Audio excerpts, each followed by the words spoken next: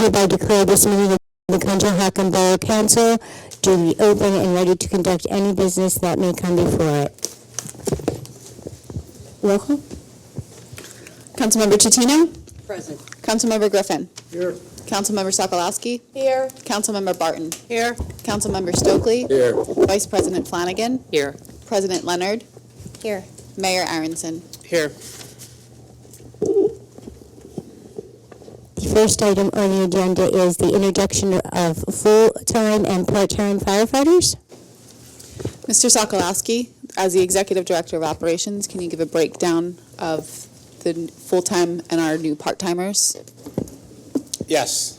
So I'll start by saying the part-time firemen that we just hired, or firefighters that we just hired, because of the scenario with firefighting throughout the county, they're not able to be here today because they're doing that job somewhere else tonight.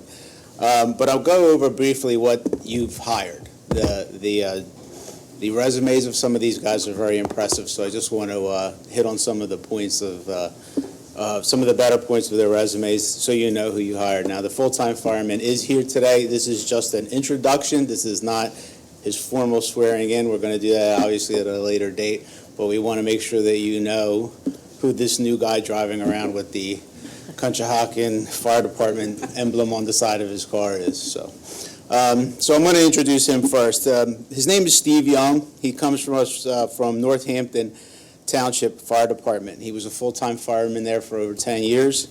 He also was a fireman in Warminster Township. Before that, Steve's also an EMT, which is very helpful for the Borough of Conshohocken. Another thing that Steve did in his career so far is he's also been a deputy fire marshal, which is something that is a very good point on, or a very important point on his resume as far as the borough is concerned. He also has a background in code enforcement, so he has certifications in all the major certifications in building code, mechanical, electrical, building code. So he comes with a very diverse background.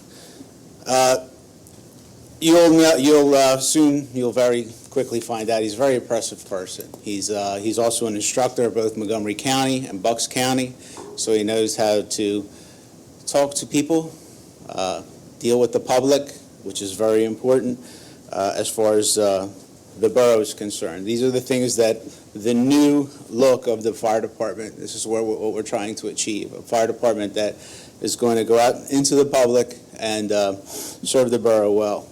So just part of the process, Steve went through 3 oral interviews and a physical agility test. The oral interviews went extremely well. He's a very impressive personality.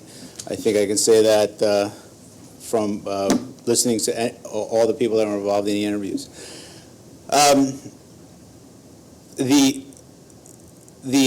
thing that we're going to, the way we're addressing this fire department issue, we're calling it a program. So we have the part-timers coming on for the first time in the history of the borough of Conshohocken.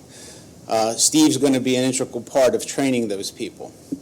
His first steps are obviously with Tim Gunning, the fire chief. Once he gets through that, then we're going to have him working at the different fire departments and the personnel of the fire department, so we get a more integrated program. We have both fire departments knowing what each other are doing, and we have the 2 heads of the fire department teaching them how to do it. I think it's going to turn out to be a good program. We did introduce them to the 2 fire companies last week. We had a meet and greet, which was very well attended. The chief was there, spoke at the event, and there was a lot of questions for all the firefighters, the part-timers and the full-timers.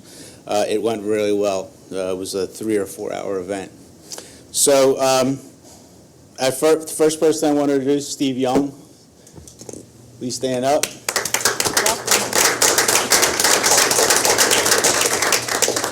Just want to say I'm excited to be here, be one of the spokes in the wheel, per se, of Conshohocken. And, my first couple of days have been very, very busy and, trying to find time to learn my way around and learn the trucks and learn the people, and looking forward to building a career here. So thank you for the opportunity. Thank you. Thank you very much. All right, so Since the part-time people aren't here, I'm just going to go over their resumes. One of the things I learned from this process is how impressive some of the people who came to the Borough of Conshohocken for a part-time job are. Besides Steve's resume, some of these resumes are 4, 5, 6 pages long with certifications, 30, 40 years of experience in the fire services, both volunteer and paid.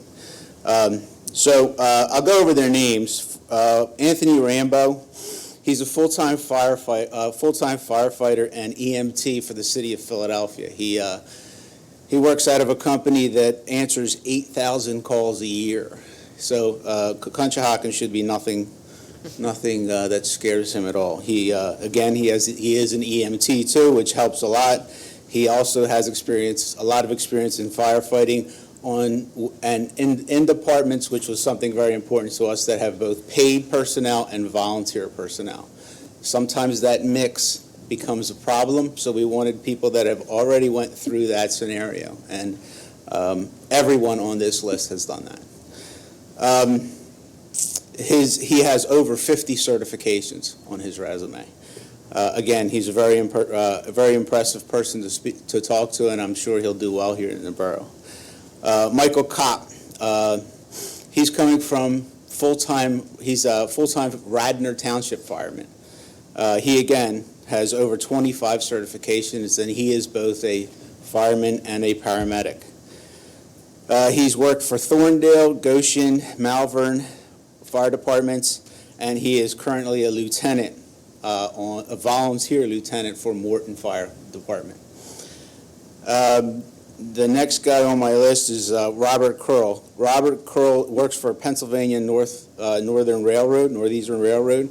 He's a part-time fireman for Plymouth Township. He has one of his certifications that sticks out for me is the water rescue certification, which Steve Young also has. He's very highly regarded by both departments for his abilities as a fireman. And Chief Gunning specifically wanted to bring him on. He thought he would be a very big asset to the system or to the program. And then we have Wayne Masters. Wayne Masters is currently the president of Spring Mill Fire Company. He's also the deputy fire chief there. He has about 25 years of experience in firefighting. As the president of Spring Mill, he has 24 committees that he oversees at the fire department. He was actually our number 2 candidate for the full-time position. So even though he didn't get the full-time position, he decided to work here part-time, and I think that says something about him and the fact that he wanted to come here. He has over 50 certifications in all different aspects of firefighting.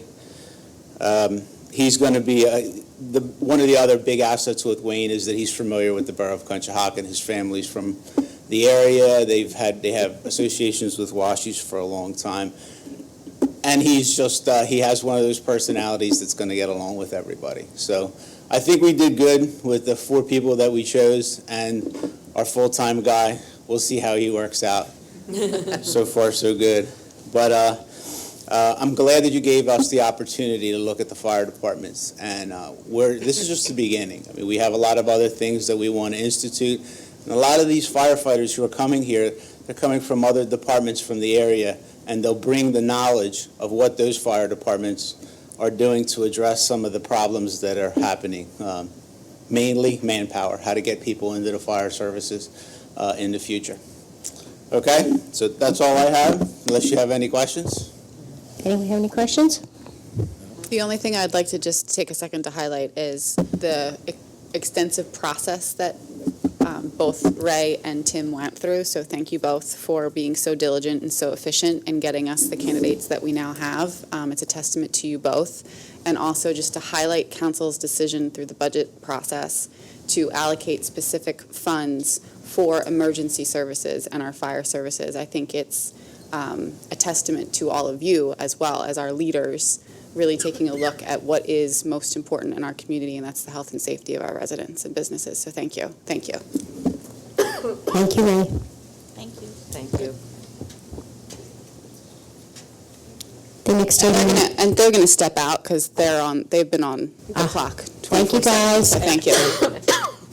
Clock out. The next item on the agenda is a hearing regarding a waiver of off-street parking for 100 Fayette Street, Nudi's Cafe. Aaron, if you could Good evening.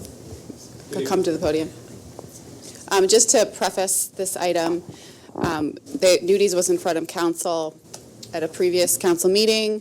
They were asked to go back and do their due diligence and come back with some innovative solutions, alternate parking solutions that would be applicable to their restaurant. Their team went, did their due diligence, and they came in, they met with administration and all of our team. We're very thankful for you doing your due diligence and following through with that. It's appreciated. What is in front of you tonight, and Aaron will present it, are two alternatives for you to consider, but I do think, especially the length that they went to meet with administration and really listen to your concerns, we appreciate that process, so thank you. And thank you for the opportunity. My name is Aaron Weems. I'm on behalf of Nudi's Cafe. I'm here with my colleague, Jed Wonder.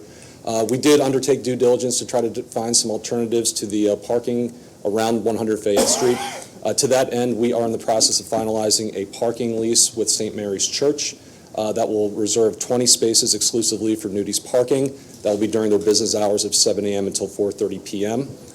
In addition to that, Nudi's is also going to provide shuttle service from the Matson Ford Park and Ride lot for their employees. So none of the employees will be parking in the borough, notwithstanding any of the local employees that will be walking to work.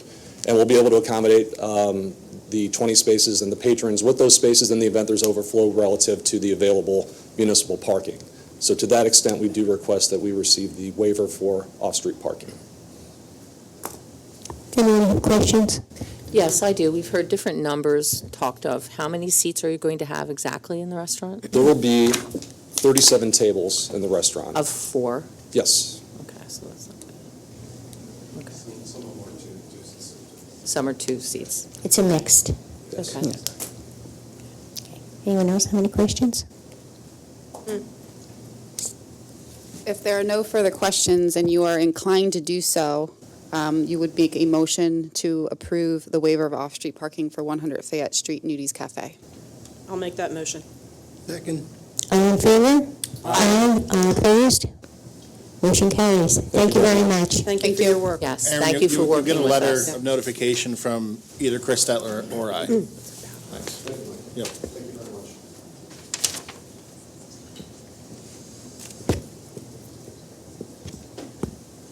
The next item on the agenda is the presentation of the EAC annual report with Matthew Brendenstein, Chairman of the EAC. Good evening, Matt. Good evening.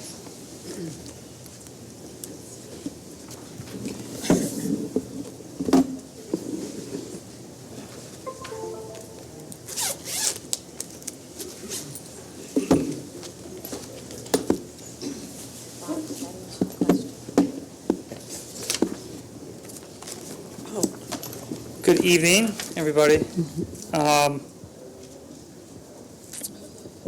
So thank you for having us come and present to you our annual report. I know it's required that we do it, but this wasn't, we didn't feel like it was a requirement. This is something that we want to do. And joining with me this evening in the audience is our appointed members of the EAC, and we also have some of our friends of the EAC. And joining with me at the podium is going to be our Vice Chair, Dominic Rocco. He's going to speak about all the work that we've done this past year and all of our successes. And then I'm going to follow up with what we did like last year, which was what's our vision, what's our goals for 2019. But before we get into it, I do want to stress a notion that I've long believed, which is the collective power of our community in action. You know, a little over a year ago, we presented before you our vision and our goals for 2018, and at that time, we stressed the point that if we as an EAC are going to be successful in providing bold and impactful environmental programs and initiatives, we must invite and we must engage our community to join in these efforts. We must grow. And we asked you, the Borough Council, to expand our EAC from 5 members to 7 members, and you did. And as a result of this decision, along with a vacancy that we had early last year, we added 3 just dynamic, talented members of the EAC. We had Debbie Malone, Eliza Lanzuti, and Tim Beckel, which are here tonight. I cannot understate the impact that these 3 individuals have had, and you made a great decision in selecting them. We also implemented the Friends of the EAC program, which has increased our organizational capacity to expand our work. As you will see in our presentation, our volunteer friends have been involved in every one of our projects by providing their talents, their expertise, their passion, and their time. And lastly, I just want to thank each one of the members on council. I want to thank the borough administration. I want to thank Public Services for all of your support and guidance this past year. You've made a difference as well, and we look forward to continue to work with you in 2019. So, Dominic, would you like to? Matt, could you just, by a quick wave, those members that are here? We're gonna. Oh, you, okay. Yep. Yes. You're Thank thinking you. ahead. Well, thank you, everybody. So, is there a clicker, or I guess use the mouse here? I guess I just do this. Okay, so I'm going to step through the programs and initiatives that we've done for this past year. As Matt mentioned, there's been a big advancement of what the EAC has done in just a year. And I really want everyone to kind of think about just a small amount of accomplishment in that time period. Just imagine where we can be 2, 3, 4, 5 years from now. I think that we're at exciting times, and we're glad to be, well, I'm glad to be part of it. I'm sure they are as well. So let me go ahead and get started, because I know we have limited time. So here are the various programs. I'm going to go through them one at a time. So first thing we want to talk about is our Friends of EAC and our social media. The project lead for that is Debbie Malone. I can stand up more than that. Okay, so she just walked in. So Debbie Malone is one of the folks that she was actually the first of the 3 additions that Matt just mentioned. Connecting with social media, I can't tell you how important that is to kind of reach people here in Conshohocken. We have a lot of young people. That's the way they communicate. And as a result, we've seen a lot of changes in the EAC. Facebook followers in just a year, we went from just under 50, around 50. Now we're well over 200. We started about 6 months ago using Instagram. Don't ask me how to use those things. That's why. Okay. So we started using Instagram, and just in that short amount of time, Instagram followers are almost catching up with our Facebook followers. As of 2 days ago, we had 40 friends of the EAC. We had one additional person come to one of our team meetings, which was for Shade Tree, which we'll talk about in just a minute. This is just a picture. You can see kind of we had a brunch a couple weekends ago out at my house on 10th Avenue. So it's, a really nice picture, shows us kind of all together. But what I really want everyone to take a look at is there's a rain barrel right there on the side, right? Just make a mental note of that rain barrel. Okay? Probably the first one in Conshohocken. I'm just saying. Okay. Let me make sure I didn't miss anything that I wanted to say for that. Nope, that's what I wanted to say for that. Okay, so we'll go on to the next one is the Green Conchi Recognition Program. So it's like the business recognition program. And so when I was here for my, what do you call it, when you guys decide whether I'm going to continue to be on EAC, there were a lot of questions that you guys had about how are we interacting with business. And so this is in direct follow-up to that question that you asked us. So we are in the midst of developing this program, and so and we're really excited about it because we know that the businesses here in Conshohocken want to do things that are green for the environment. And so what you see up on the screen are 3 different levels that a green business can get when they're in Conshohocken based on their advancements or whatever they can do as far as energy efficiency, water conservation, reducing, recycling, and what's the other R? I work for DEP. Repurpose, reuse. Reusing, yeah, right, sorry. And community partnership. So there's Have we different. There's reinstated you? been a long day. On a trade? Oh, that was a low blow. All right, so we're not being on TV, are we? Okay. So there's 3 different levels, depending on points that you can get. Green level, like 35 points. 50 points, you're at gold, and if you get over 75 points, you're platinum business, which it's a pretty remarkable feat. So, and there's some things that we want to do in addition to this, as far as like maybe having an annual awards banquet, something like that, where they're recognized. These would be affixed. These stickers would be affixed on their front of the business, so they'd be recognized, and then we'd also be able to do some advertisement maybe on social media and things like that to give a little more exposure to those businesses. Yeah. Oh, I forgot to mention, the project lead for that was just up here, and that was Matt. So you guys know who Matt is. All right, let's go to the next one. Next one is our Energy Green Team, and our project lead for that is Elisa Lanzutti. Yes. Hi, Elisa. Hello, Lisa. It's kind of interesting that she's doing energy because she's a bolt of lightning.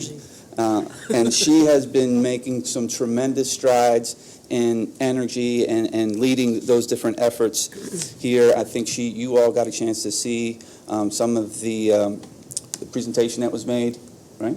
That's about Ready for 100. That's one of the big items that is being done with the green energy team. We've had a couple workshops and things like that, and we're really trying to get the word out for a variety of different things that I'm going to talk about, but energy is one of those.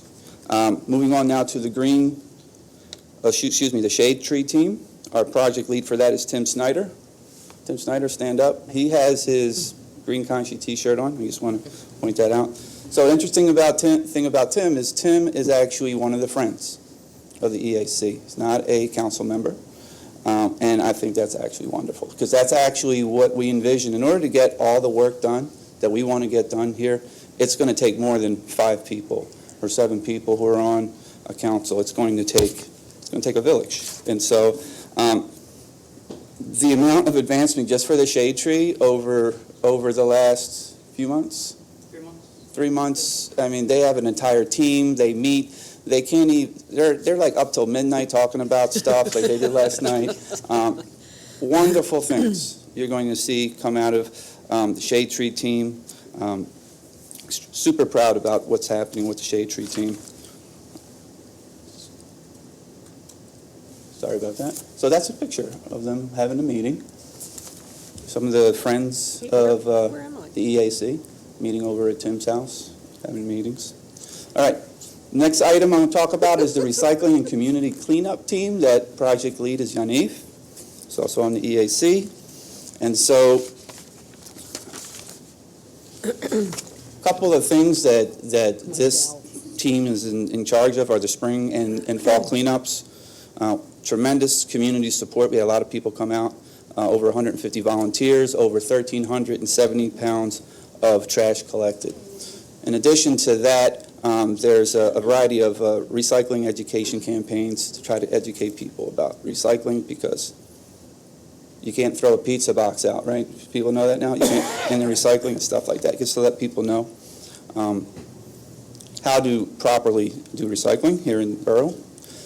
The Green Stormwater Infrastructure Project, I'm the project lead for that, and we didn't get as much done with that than we'd like to for this year. We got about 7 rain barrels put in the borough, a couple workshops. We're still building that team, so anyone who's here is interested in joining that team, please see me. We have, again, 7 rain barrels that we put in. We have a bunch of other rain barrels that we want to put out through the borough. But really what we want to do is educate people about water quality, flooding, things that people can do on their properties to manage stormwater to prevent those things from happening. And rain barrels is just one of the things that they can do to manage that. There is a photo right there of all the kids painting the rain barrel in front of the Conchi Library. That's one of the workshops we did over the summer. You might recognize the person holding the rain barrel on the right, in the red. If you don't, it's Councilor Barton. So, all right. That's you? Yeah, it's me. Yes. Good guess. The next thing we have here, and I think this is probably the last thing before I hand it back over to Matt, is our Green Conchi Foundation and newsletter, which the project lead for that is Tim Beckel. So Tim is, again, one of the three, the new folks who came on board for the EAC. We're extremely happy with everything that they've gotten accomplished. So the things that Tim's been able to work on, he's helped create a monthly newsletter that started back in about July of this year. So every month there's a newsletter with an article or articles about different environmental topics of interest to the community. And then the other thing that he was instrumental in is development of a foundation, because we need money to get things done. We get some money from the borough, thank you very much. But foundation and having that nonprofit status allows us to get a lot more done in the community, and it actually allows us to work with our partners in the community in getting a lot of these things done. Dominic, I have a question. Yes, ma'am. Is the newsletter published, or is it an email? How can Borough Council get that? Have access to your letter? It's in an email, so Okay. we will put you all on our Okay, email that would be list. great. You get, and in fact, I have copies. Okay. For today's one, I'm gonna Thank give you. out to so. Yes, so excellent idea. And anyone else who's interested in getting the newsletter, come and see us or fill out an application to become a friend of the EAC. We will be here. I have another question. Do you charge to be a friend of the EAC, or is it just? No, that's a good idea. No, I'm kidding. No, we do not We're looking charge. for money, so I We was do not just. charge to be a friend of the EAC. No, no. But if you want to donate, we'll take it. Okay. That's right. We will take anything. So we talked about the foundation, and the foundation, with your permission, the spring of last year, we were allowed to kind of create this foundation, and that was actually created September of this year. And the name of the foundation made it a little different than Green Conchi, so we didn't get things confused. It's Sustainable Conshohocken Incorporated, or Inc. So those are the main things that we've done for 2018. I'm going to pass it back to Matt, so he can talk about our goals and focus for 2019. Thank you. Thank you, Dominic. Thank you, Dominic.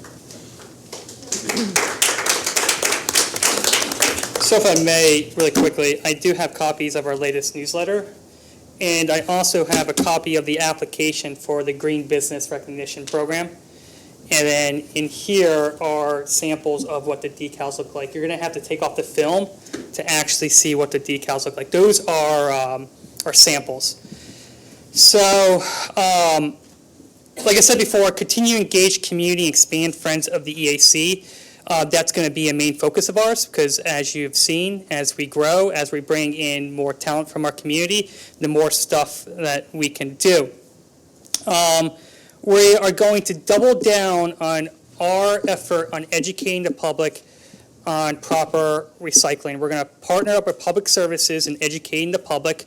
One way we're going to be doing this is we are going to be going door to door.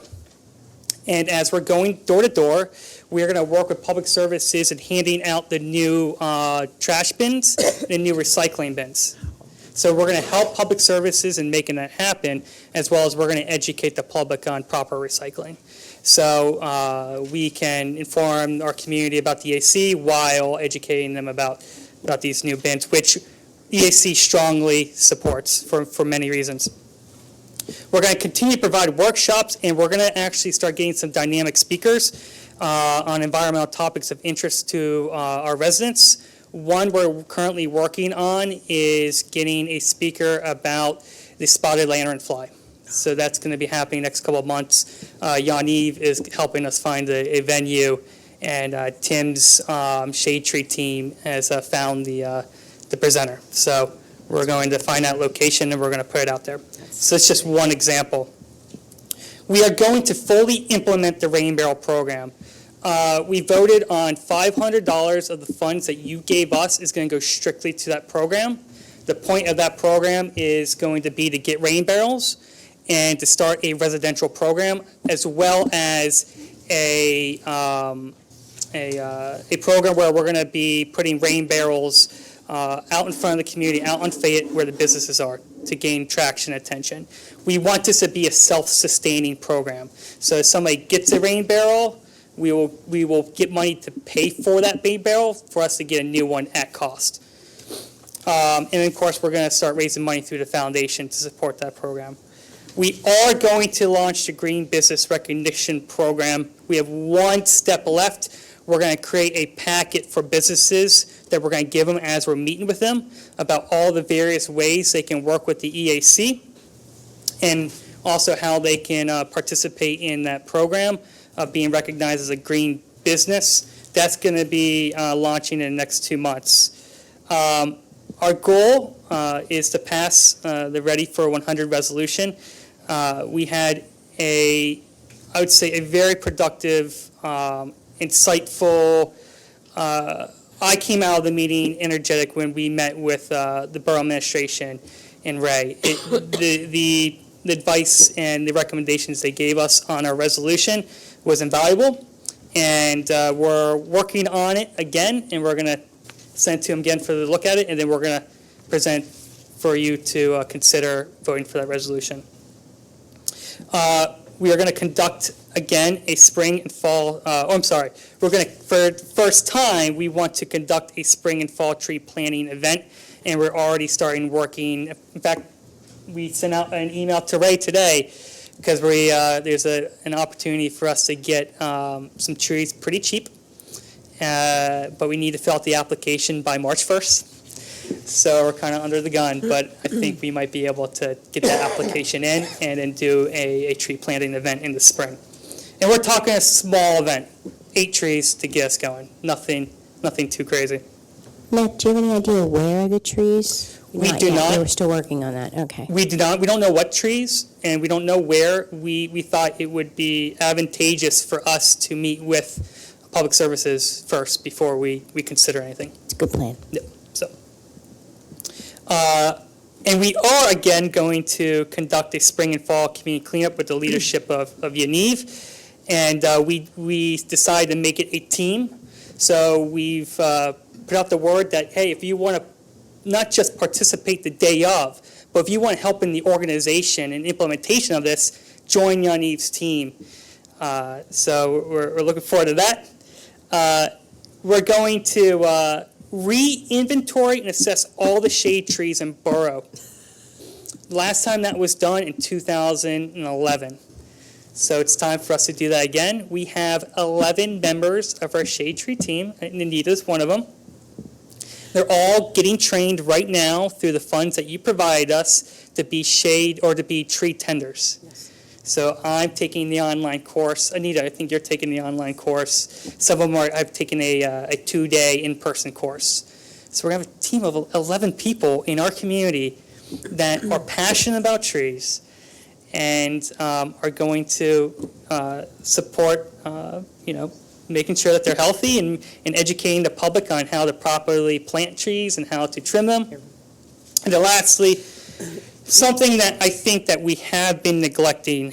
When I first joined the EAC, this was our number one focus, but we are going to focus on it again, which is providing recommendations to the Borough Council regarding sustainable, environmental, and friendly practices concerning future development. So that's our focus, our mission, our vision for 2019. Any questions? Yeah, Matt, I do have one. Do you think in the future, I know you're doing this business gold, bronze, silver, all that good stuff. Mm. What about if we were to create it for the residents also? In the future, not right now, but in the future. That's a great idea. So that if a resident gets a rain barrel, does a rain garden, anything to help the environment, that they're also Yes, Dominic. I want to try to help answer that, but do I have to talk into the mic? Come on up here. So, one of the reasons why we're doing the Rain Barrel program is to educate people. So I think maybe if we do it sequentially, in steps, we'll educate people first. We're going to educate them. We're planning on doing, going canvassing different parts of Conshohocken, because if you ask most Conshohockeners, is that the right term? Yeah. If you ask most Conshohockeners what the EAC is, They I don't- bet you most of them have no idea. Right. All right, so we have to educate them, first of all, who we are, what we do, and what the benefits they can do to the environment. And then the next step is rain barrels, green home, green business, all those different types of things. Green energy, all those things, recycling. Thank you. Thanks, Dominic. I think that's a great idea. I think we should implement that. I For think sure. it'll make a person proud that they're helping. Absolutely. Anyone else have any questions for Matt? Okay. Thank you. Thank you, Thank Matt. you. Thank you. For all the work you guys do. Thank Yes, you. and the time for coming in.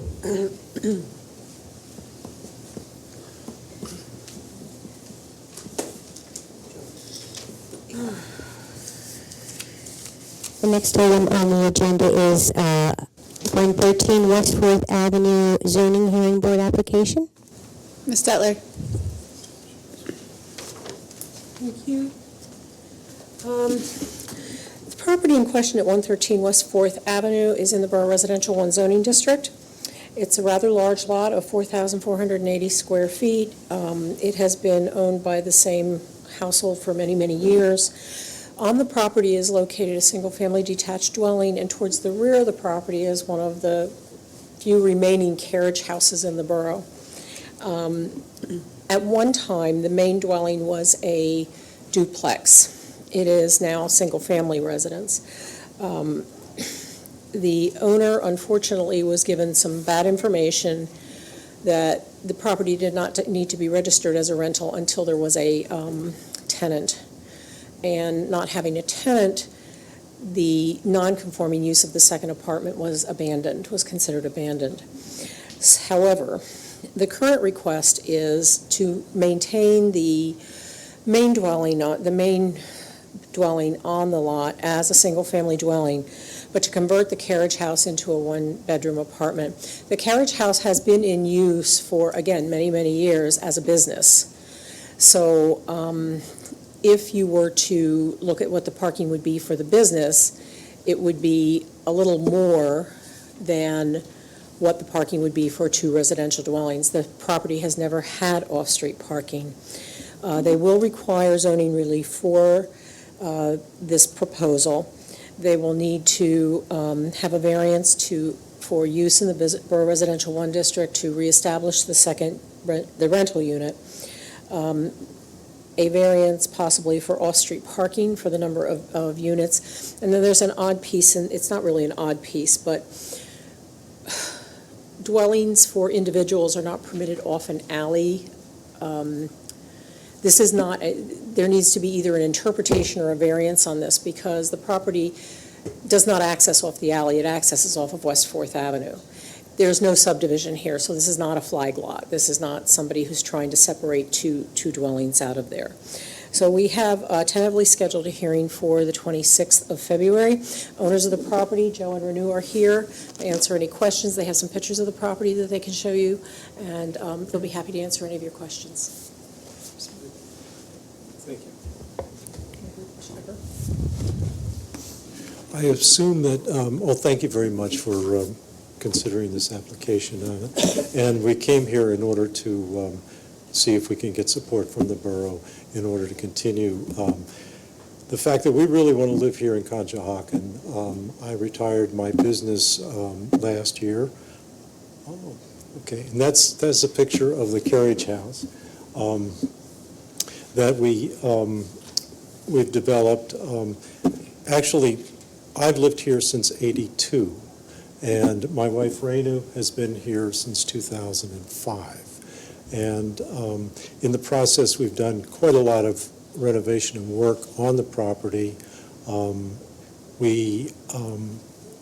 ran my own business in this carriage house since 1992. Previously, my ex-wife had an occupational therapy business there, and that started in 1983. And from the renovation work that I've done there, I've discovered bits and pieces of stuff that dated back to the 20s, that people had workshops there and so forth. And so this dwelling has been used for some sort of business purpose for a very long time.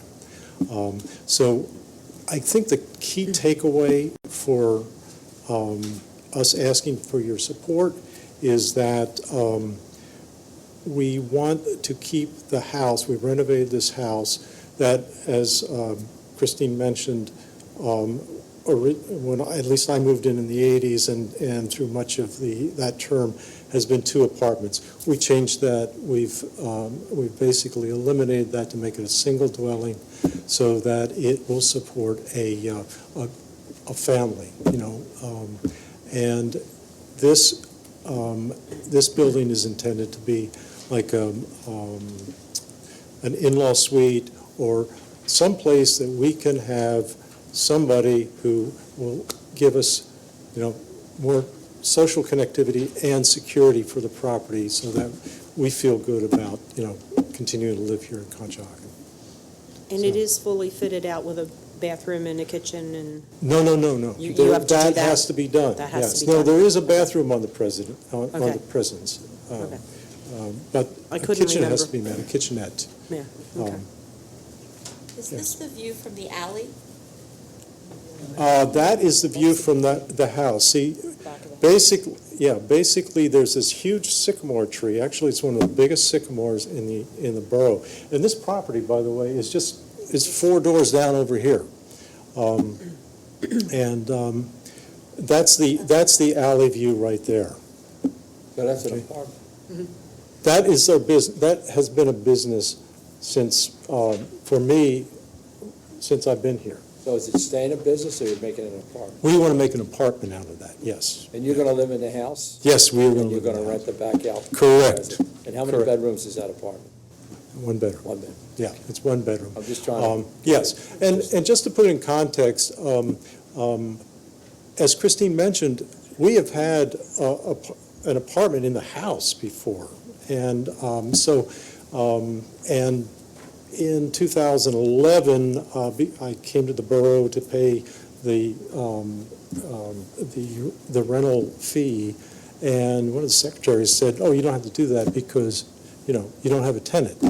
And so I didn't do it. And so it's only last fall when we came in that we found out we had this problem now. So I really would like your support, because I think it's not only good for us, but we're really trying to be, good, progressive citizens of this borough and make the place better.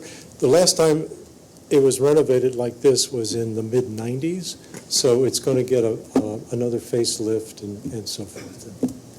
So that's why we're here to ask for your support. So, do you have any other questions? Business off the alley, do cars park back there?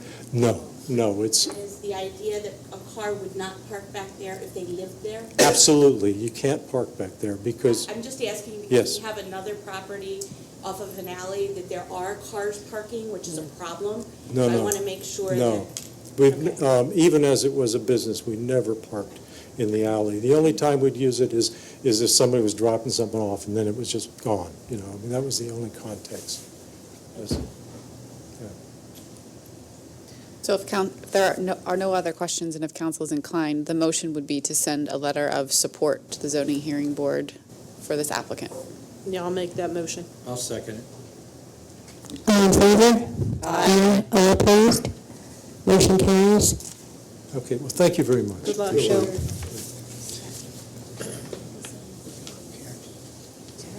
Did we send letters to the neighbors? It will for zoning, yes. You're required to.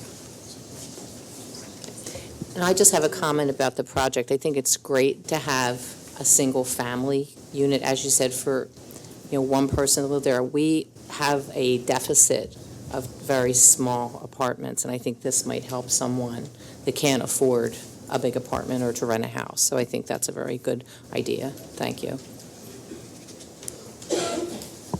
Do I get to see it when you're done? Yes, come over. Okay. Have a glass of wine. Okay. The next item is 720 Fayette Street, zoning hearing board applicant. Ms. Stetler, if you can introduce it. I think you're all familiar with this property at 720 Where Fayette is it? Street. Where is it? It's up at 8th and Fayette. It's a big, big building. This is a large building. It is in the residential office zoning district. It was sold to Howe Group by the Borough that has renovated the property for use as their corporate offices.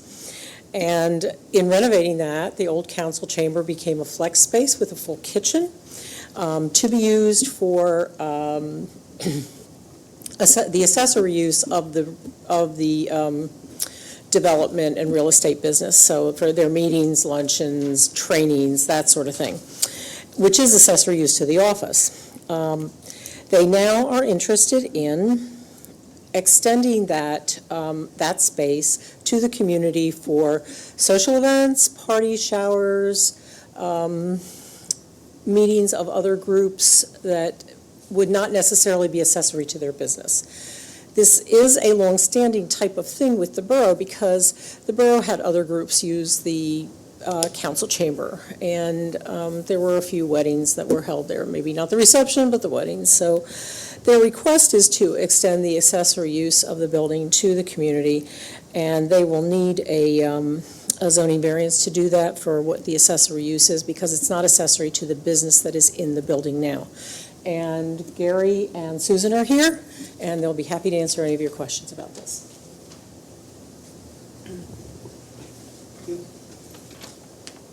Chris J. did a great job of explaining that, so I don't know that I have to say anything other than answer questions that you guys might have. So Garrett, you're talking about the old council chambers, is that the part you're talking about? Yeah, just the front part where you guys used to have the meetings, correct. It's about roughly 1,000 square feet, Right. and then the porch, correct. So Gary, what type of public events were you guys looking at? So we did a little survey of people, so we had an event to see if people would have any interest in it, right? Because, one of the things that's difficult for us in trying to keep that building and maintain it is figure out ways to generate revenue from it while we're doing that, right? And so we had about 86 people show up at an event. We had to just say, hey, would anybody have any interest in using this space and kind of getting it re-engaged with the community? 33% of the people that came in were baby shower / bridal shower.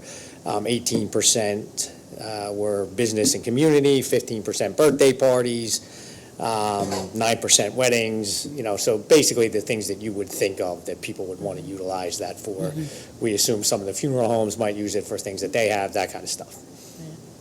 Gary, what would be the total occupancy of the first floor of the space you want to use? I think it's 40, right?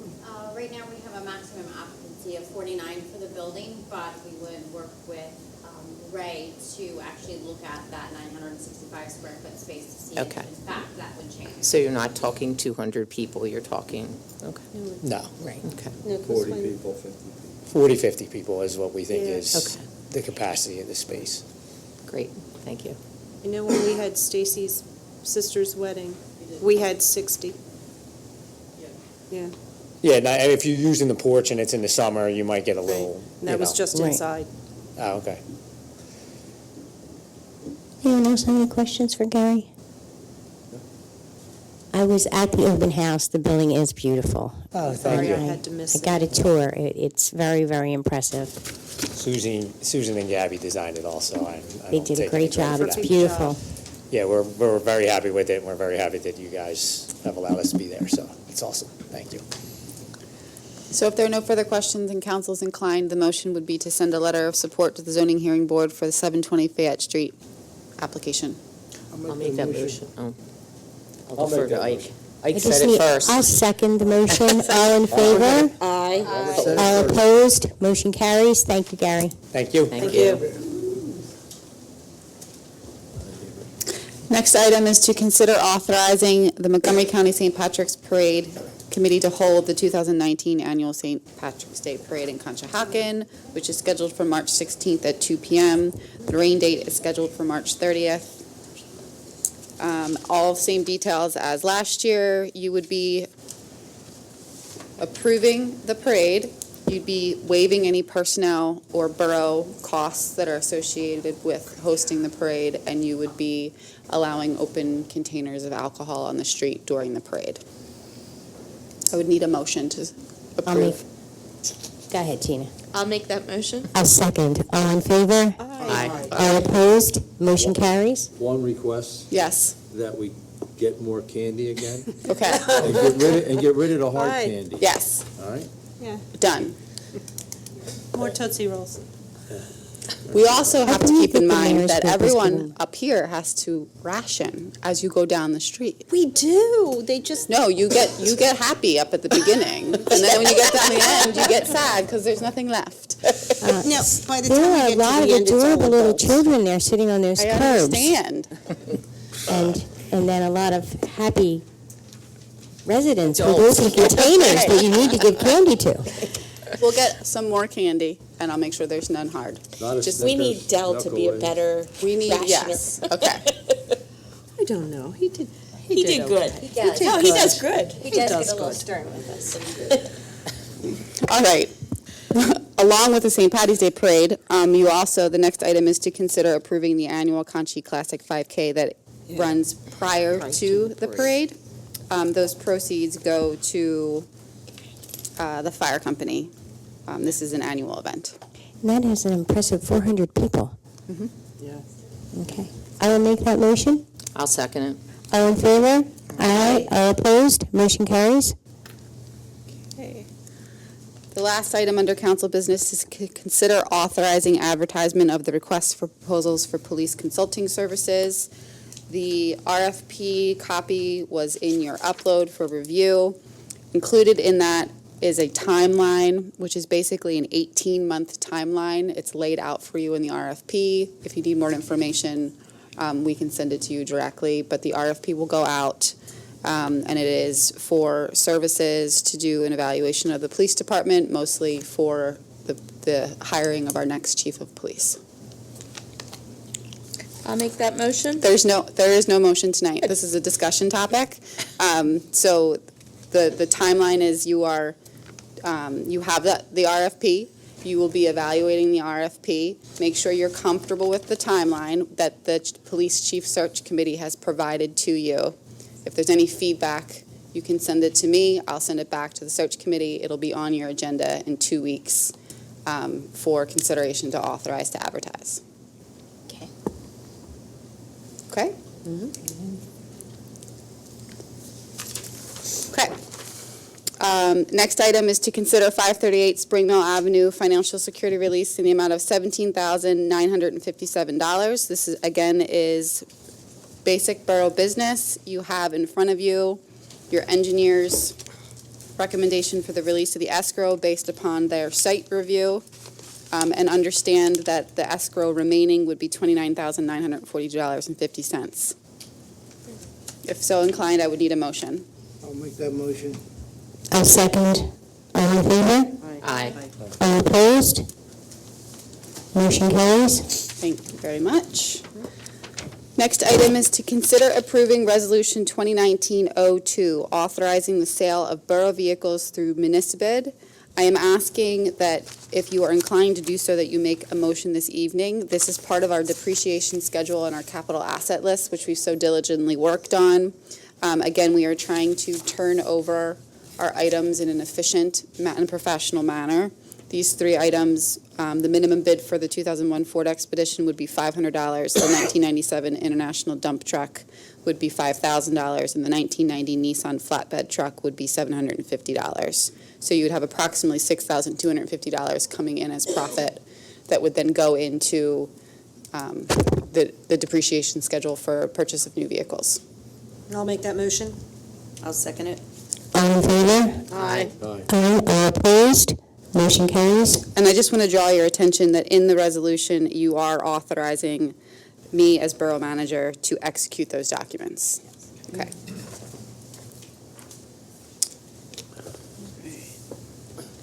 Next item on the agenda is to consider approving Resolution 2019-03, establishing a temporary one-way traffic restriction on West First Avenue and Robinson Alley. Again, this is an item that I'm going to be asking if you are so inclined to make a motion on this evening either way. This is tied to the SOAR development. We have had numerous conversations with the construction company that's been hired. Our main concern is parking, as we all are aware. So the request that came in from Intech was to actually take away the parking on First Avenue.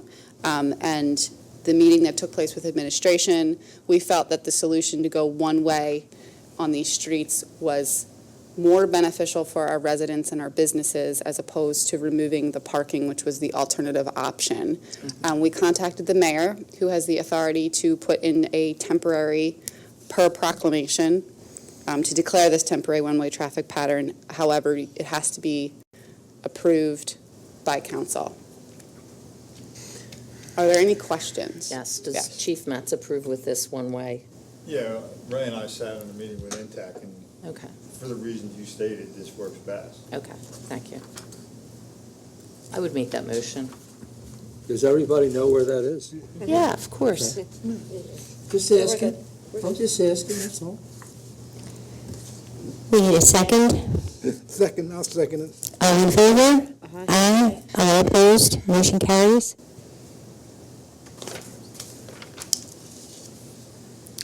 Okay, the last item under manager matters is to consider authorizing advertisement of ordinance number 3 of 2019 vehicle and traffic ordinance amendments.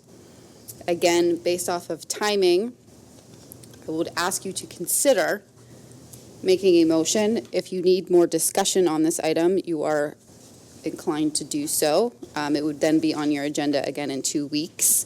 The main points of this advertisement are the following. It would be adding one spot to the corner of East 8th Avenue. That would be Monday through Saturday for 15 minutes from 7 a.m. to 7 p.m.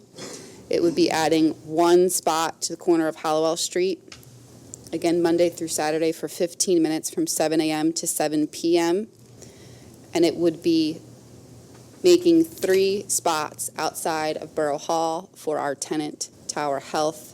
That would be Monday through Saturday for 2-hour parking only from 7 a.m. to 7 p.m.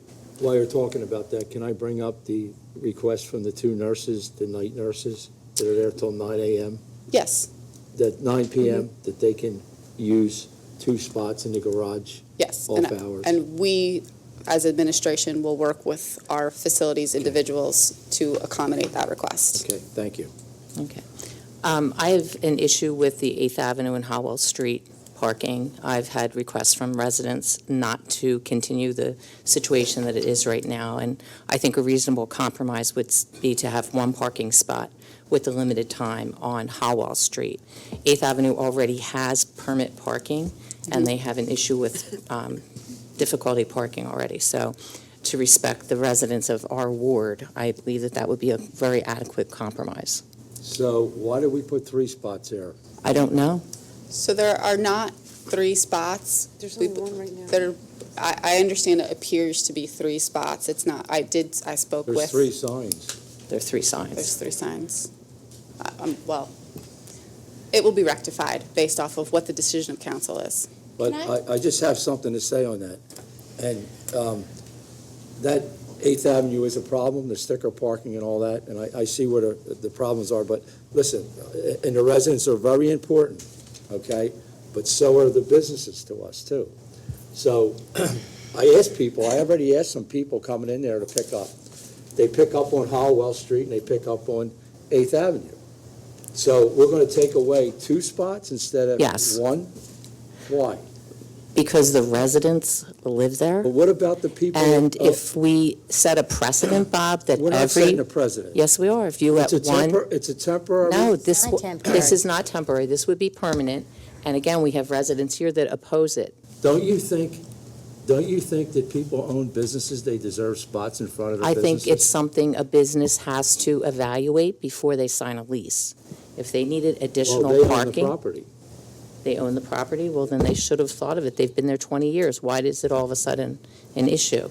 So. Well, it is an issue because we're trying to do this in the town. It's not just Well, then it 8th should- Avenue. let's We're trying do- to do it all over town. Right, so let's compromise, and it's something you can address in the future with the parking task I force. think we compromise on one spot, taking one spot away. So I want to go higher, okay? So we identified as a group that we needed a parking task force. Right. My question would be, why are we making this type of decision tonight when we have a parking task force that is going to do this evaluation? We did a temporary solution that obviously had its issues. I don't think we're ready, and I don't think that it would be in our best benefit to make a decision one way or the other when we are appointing a group that is going to look at this borough-wide. Because why would we take one section of town, put a precedent in place, and then have to back out of it when we look at it as a grander picture? So Thank you. I don't think I am ready to say that this should be enacted at this point. So Stephanie, we still will need the parking spots on Forest, is that correct? Howell. No.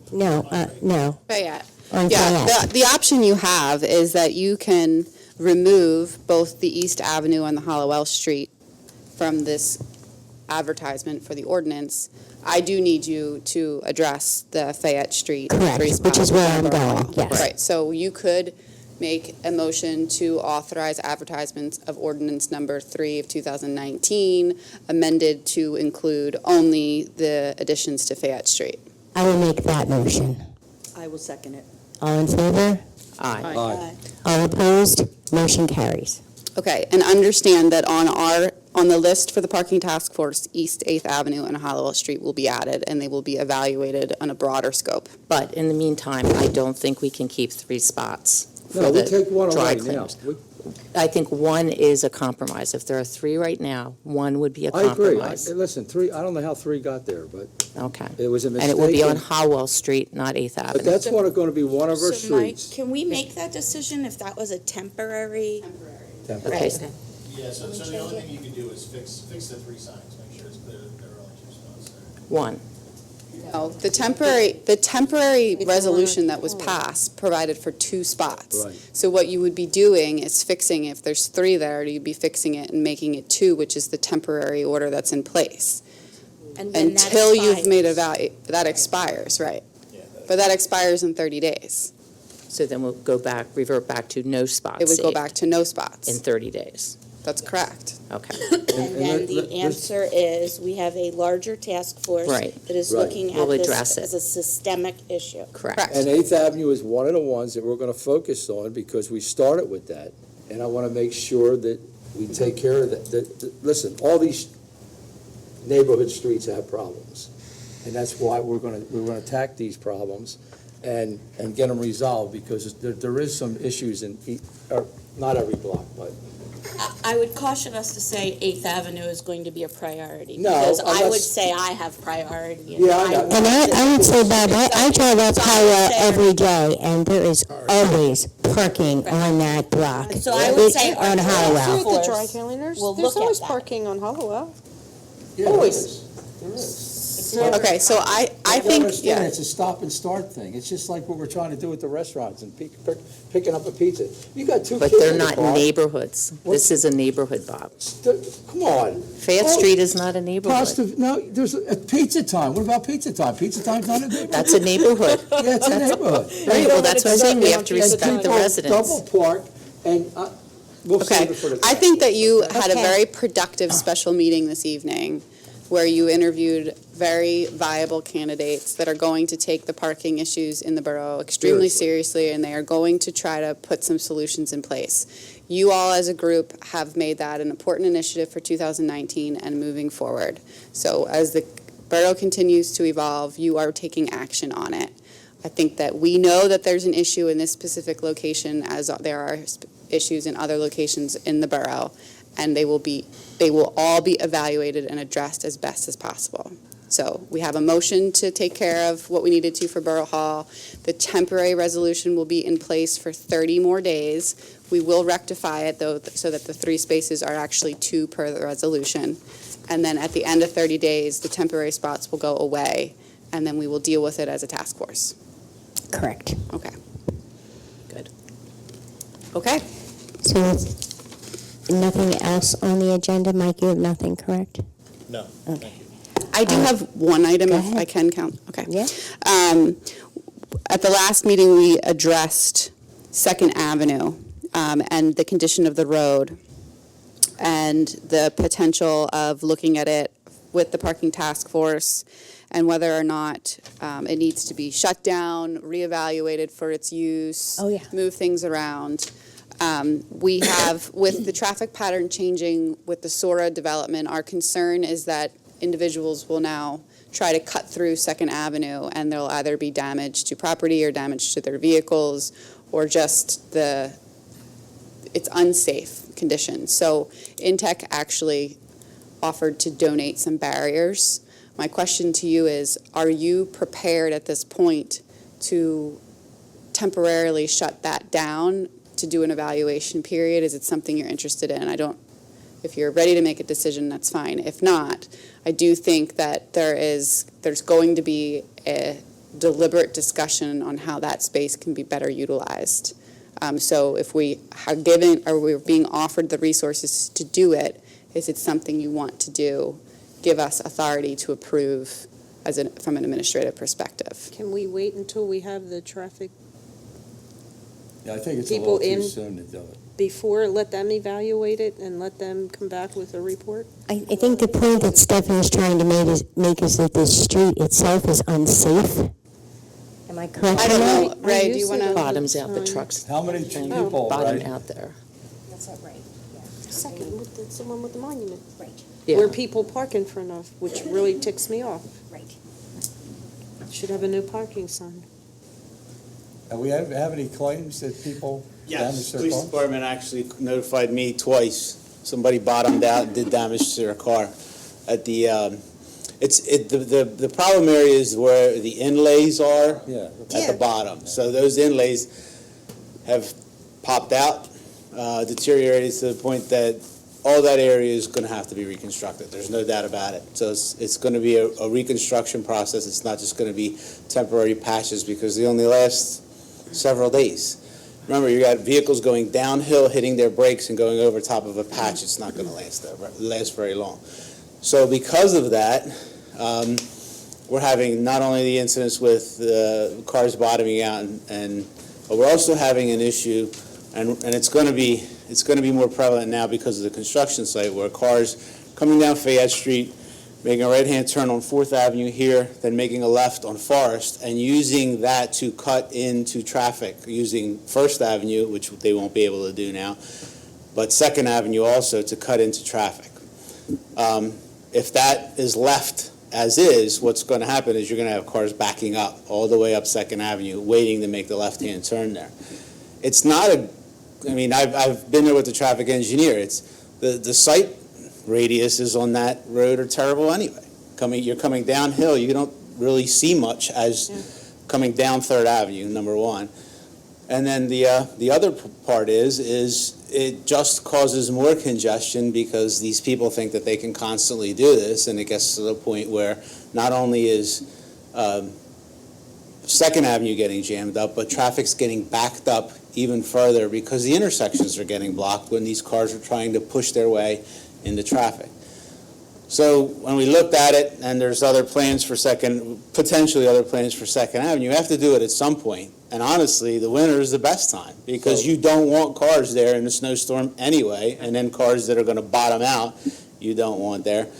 So if we put up Intech, I had mentioned this to Intech, they're offering to bring these barriers in, like Stephanie said, water barriers, that if we needed to, we can remove. It's not going to be Jersey barriers.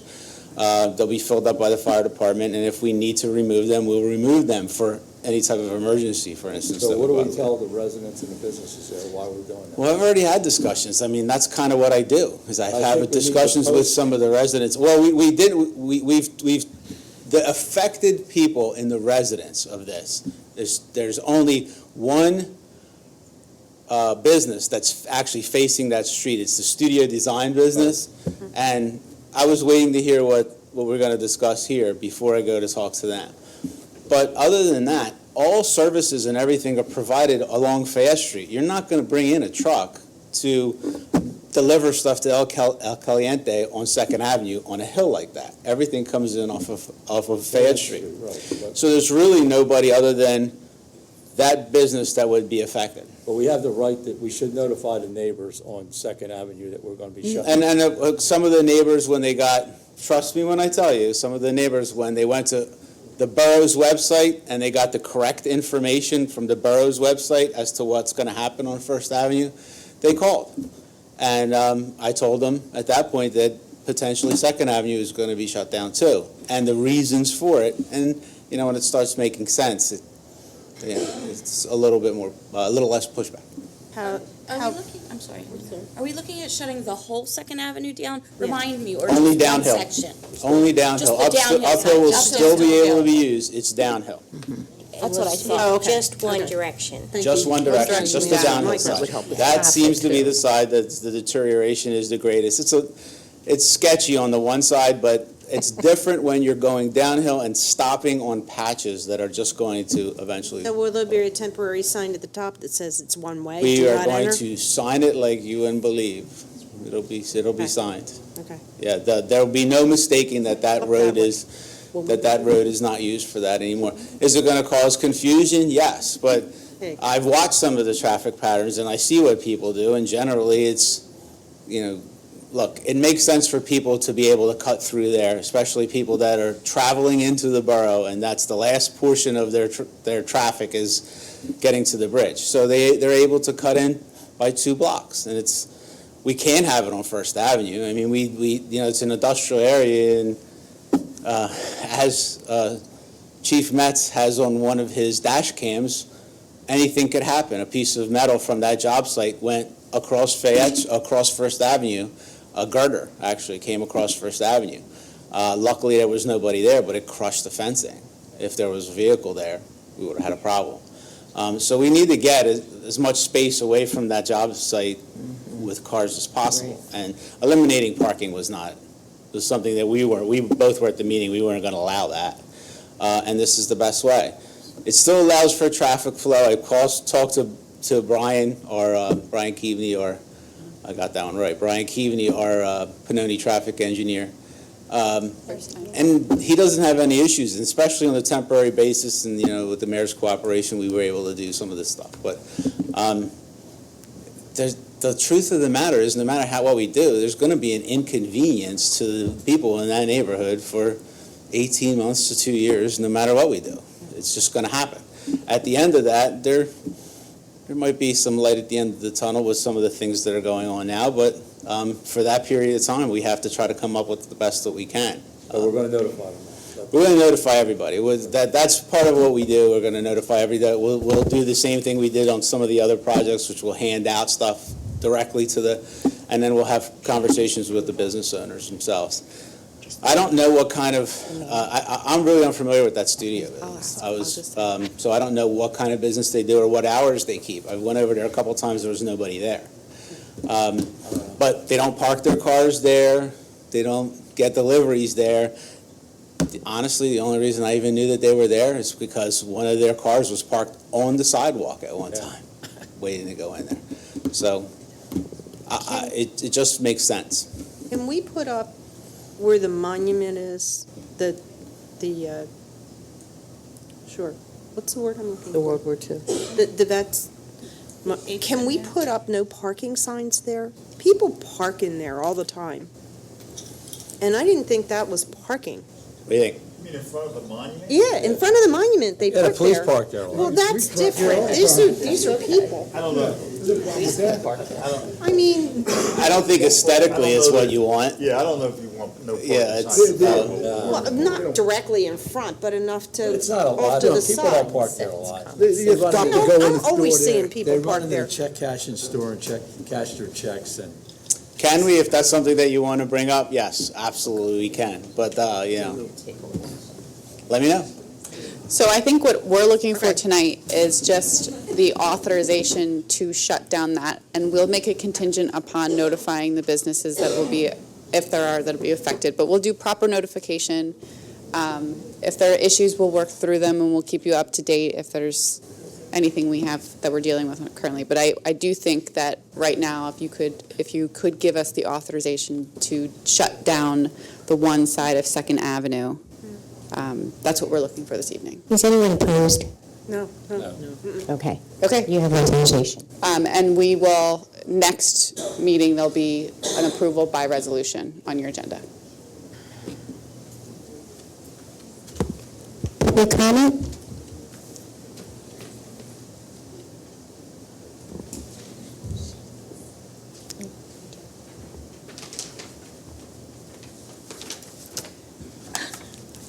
I'm Tina Friend from 144 East 8th Avenue.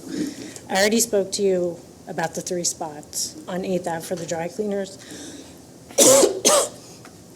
All I'm asking is that you'll consider giving them 1 spot on Hollowell, not the 2 that's on Hollowell, and definitely not the one on 8th Avenue where it's permit parking, because we're already struggling to find parking for ourselves. So that's all I'm asking. Thank you. Thank you very much. Anyone else for public comment? Donald? Real short and sweet. You got to work short one. Good evening, Madam President and fellow council members. Tonight, coming to you in reference to the St. Patrick's Day Parade. I know we approved stuff this evening, and what I'd like to see if council could send a letter over also with the attachment of all the improvement is have some respect for the business companies that we have in our town. And let me give out 2 examples. One example is 7th and Fayette at the bank. What I'm saying is if I live in Norristown, I shouldn't be coming into the bank taking over the whole parking lot for 7 spots. I have mentioned that to the bank owner people to send a letter. And I also think it's time, when you're looking at the bank, Fayette Street, cars park on Fayette Street. The doctor's office is open at 8 a.m., and they're open to 2 p.m. The bank opens up at 8 a.m., open to 2 p.m. So by 1 o'clock, you have 20 cars who doesn't do any business whatsoever with the bank or the doctor's office. We should have consideration of the businesses in that bank parking lot or that doctor's office. My second biggest one was last year. My theme was keep your business in Conshohocken. I went down to Mr. Flacco's to buy some things for St. Patrick's Day. The first thing, I got bombarded about how his family member could not come down Fayette Street to get into their property. I told people about that, told Mr. Flacco how to address that, to call them, the committee members, and I promised him today that I would come here to mention it because I was the one who got zapped with it last year. And I do speak about that a lot every so often, about parades, events. We should have some considerations for our business people. So what I'm saying is 3rd Avenue, Mrs. Leonard, is when the fire police are there from out of town, if you would come up 3rd Avenue and you want to turn down Fayette Street to go to your business, the fire police say it's closed. Okay. So if you want to come up to 1st Avenue, normally that section is our Conshohocken Police Department or our Conshohocken Fire Company people. So, or whoever. But sometimes you can get through to go to Mr. Flacco's business. They are also open X amount of hours on St. Patrick's Day till the time of the parade starts. And some things I see, we should all respect one another in our town, what the business is all about. And I'm only a community guy, and I care. And I'm not one of them to come and carry on, jump up on the stage. I just think when you look at the agendas, public comments in the middle is fine, but when it's time for approval, like to be involved to help our town out and Happy New Year since I haven't been here, and have a great year, and happy to see you all. Thank you, Donald. Thank you. Mayor Aronson? Yeah.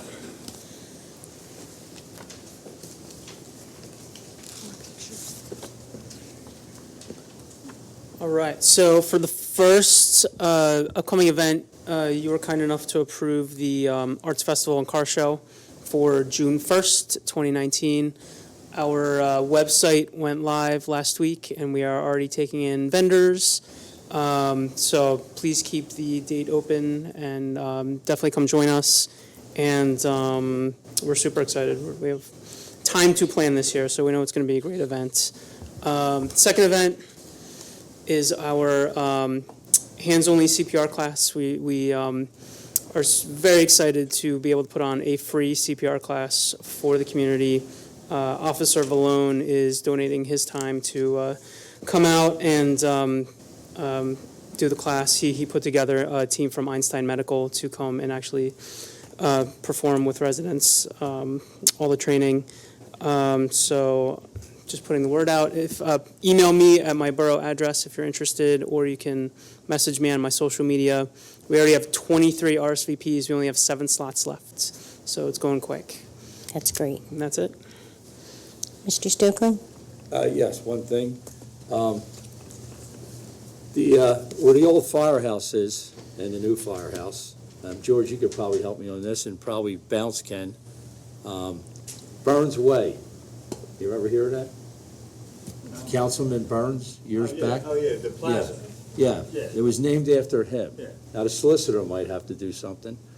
That's, I don't know what they're calling it down there, but it's Burns Way. There was a curb cut put there. I used to park there all the time for the Borough Hall to cut through. And I don't know what we have to do to get rid of that street.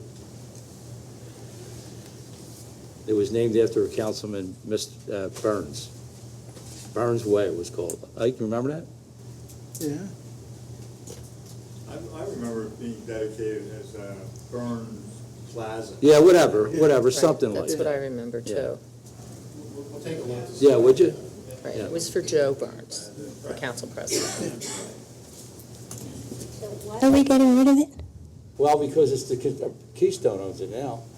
That's all their property now. You can't use it.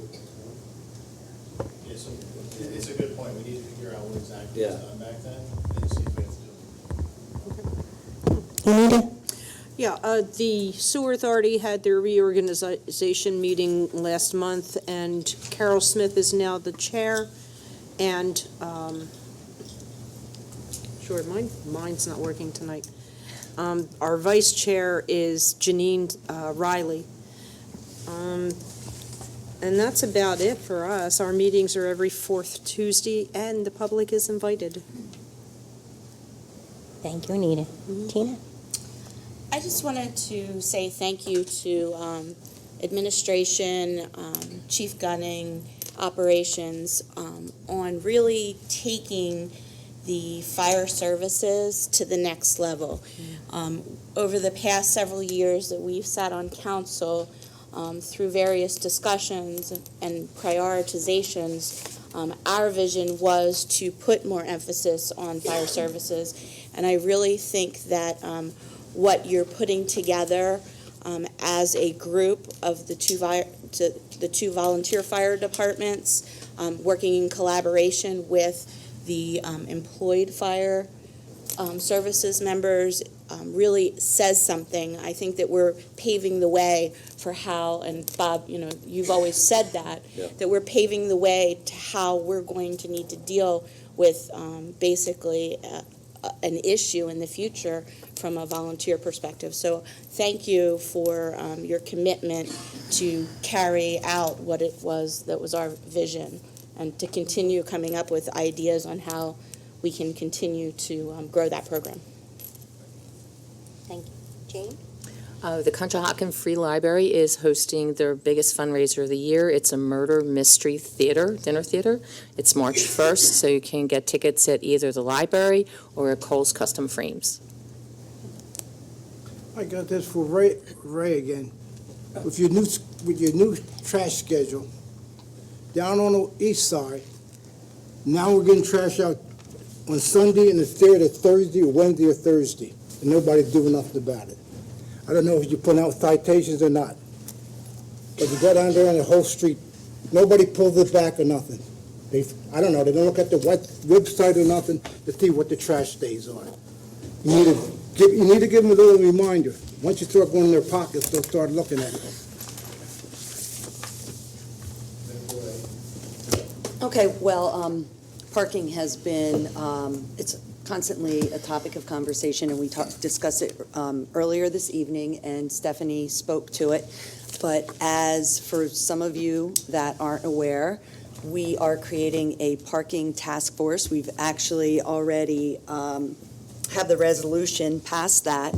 Tonight, before this meeting, we had interviews. It was very exciting. A lot of the folks that came out already have done some research and have really good ideas about what they want to do to help kind of relieve the pressure that we have with parking in the borough. The meetings will be open to the public. We certainly would love to have additional feedback. So we're at the point right now that we are just putting together the task force, but as we have these meetings, I'll continue. Bob Stokely, Councilman Stokely, and I are the council people that are chairing this. We'll continue to provide updates as we move through it, and absolutely welcome public attendance. Chief Metz? It is hard. Use my left eye. Meeting adjourned. Back to it, I